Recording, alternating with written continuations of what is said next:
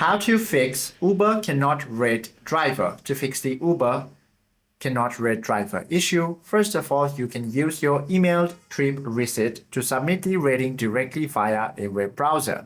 So go ahead and launch your device's email application. Now, once you open it, make sure that this exact Gmail is also, or that email is linked with your Uber account. You should be able to now find your official Uber trip receipt over here within the inbox. Go ahead and tap on it and then click the rate or tip option. You will be now redirected to new web portal to log in to your account, and also from there you can select your stars safely as well as tip them.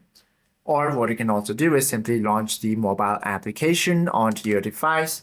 From here, you can go ahead and tap on this activity tab on the bottom, and then you can find a long curated list of your past rides over here. Go ahead and tap on it and proceed to rate it from there. Hope this video helps you out a lot. If you have any questions or queries, do comment down below.